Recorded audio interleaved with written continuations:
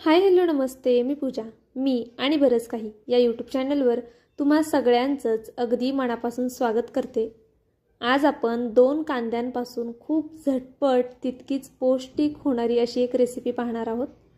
बऱ्याचदा काय होतं, चपाती करायचा कंटाळा येतो आणि भाजीला सुद्धा घरात काही नसतं किंवा मग भाजी करायचाच कंटाळा येतो. तर त्यावेळी काहीतरी झटपट हवं असतं प्रत्येकालाच. तर नक्कीच ही डिश तुम्ही ट्राय करू शकता आणि केल्यानंतर मला कमेंट करून नक्कीच कळवा तुम्हाला रेसिपी आवडली आहे की नाही. खूप सोपी आणि झटपट होणारी रेसिपी आहे. तर इथे बघा मी 2 कांदे घेतलेत, कांद्यांची साल काढून घेतली आहे आणि दाखवल्याप्रमाणे व्हिडिओमध्ये आपल्याला हे कांदे कट करून घ्यायचे. तर आधी असा उभा कापायचा, त्यानंतर मधनं बघा कट द्यायचा आणि मग कापायचा आहे, म्हणजे मग छान असा बारीक कापला जातो कांदा. पण एक लक्षात घ्या, आपल्याला हा कांदा खूप असा फाईन कट नाही करायचा आहे. थोडा चौकोनी दिसला पाहिजे अशा पद्धतीनेच आपल्याला कापायचा आहे, म्हणजे थोड्या फोडी दिसल्या पाहिजे थोडक्यात. आणि हाताने हा असा मोकळा करून घ्यायचा. तर बघा सगळाच कांदा मी इथे कापून घेतलेला आहे.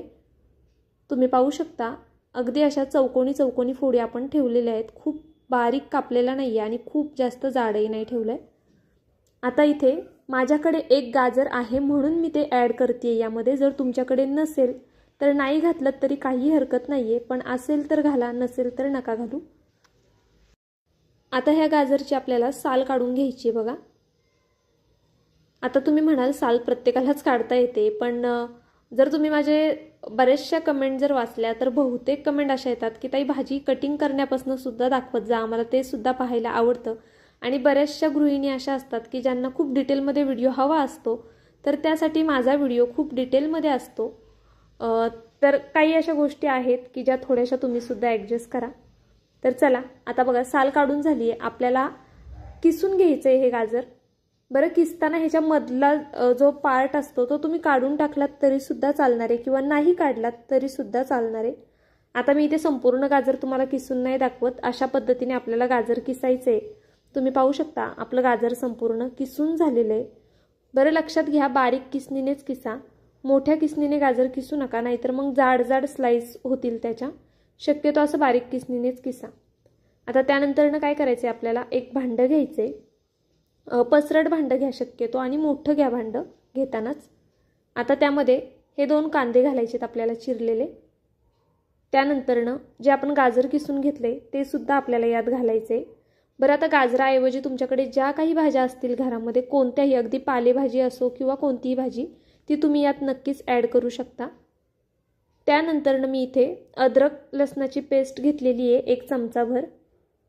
अर्धा चमचा चिली फ्लेक्स घालते, माझ्याकडे आहे म्हणून घालते, तुमच्याकडे नसेल तर नाही घातलं, स्किप केलं तरीसुद्धा चालेल. त्यानंतरनं कसुरी मेथी घालायची आपल्याला. तुम्ही कसुरी मेथीऐवजी कोथिंबीर घातलीत तरी चालेल. आता इथे धना पावडर घेतलेली आहे बघा मी. आता बरेचसे ऑप्शन देते तुम्हाला, त्याऐवजी तुम्ही हे घाला ते घाला, कारण की प्रत्येकाकडे प्रत्येक गोष्ट अवेलेबल नसते त्यासाठी. त्यानंतर इथे मी आता चाट मसाला घातला आहे. चाट मसाला नसेल तर नक्कीच लिंबू घाला. आणि थोडंसं आपल्याला हिंग घालायचं आहे, अगदी चवीपुरतं थोडंसं. त्यानंतर गोडा मसाला घालायचा आहे आपल्याला 1 चमचाभर.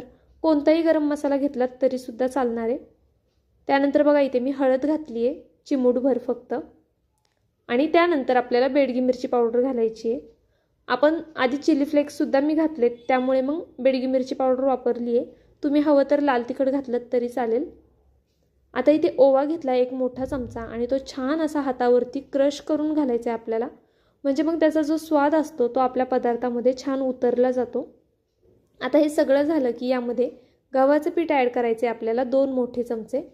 आता तुम्हाला किती क्वांटिटीत हा नाश्ता करायचा आहे किंवा जेवणासाठी सुद्धा तुम्ही अगदीच करू शकता, तर किती क्वांटिटीत करायचं आहे त्याप्रमाणे तुम्हाला पीठ घ्यायचं आहे.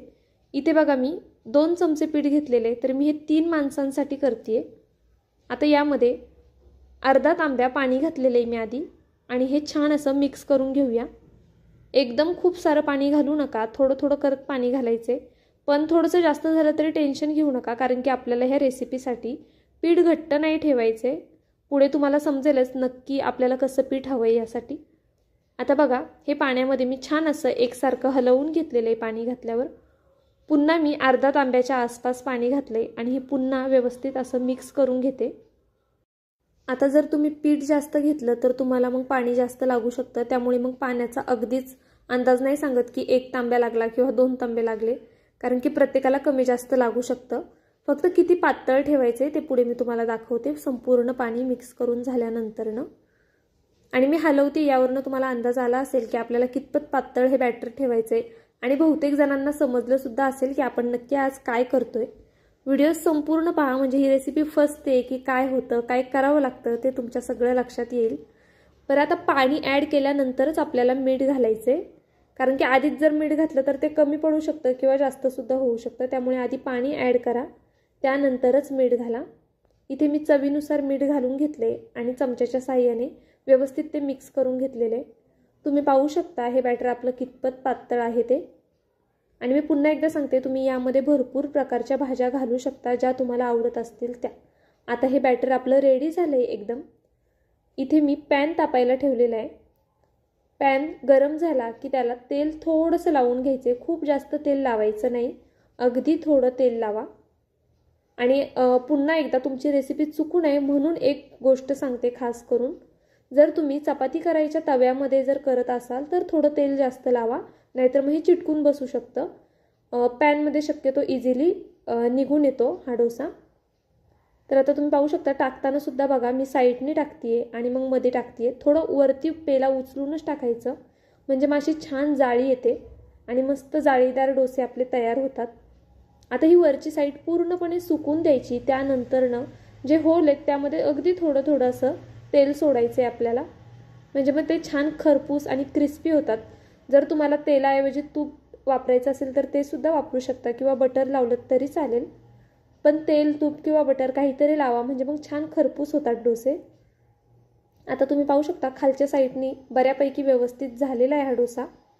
आपण बघूया आणि पलटी करूया ह्याला. तर हा पहिला डोसा आहे, थोडाफार चिटकू सुद्धा शकतो, पण पॅन असल्यामुळे शक्यतो चिटकत नाही.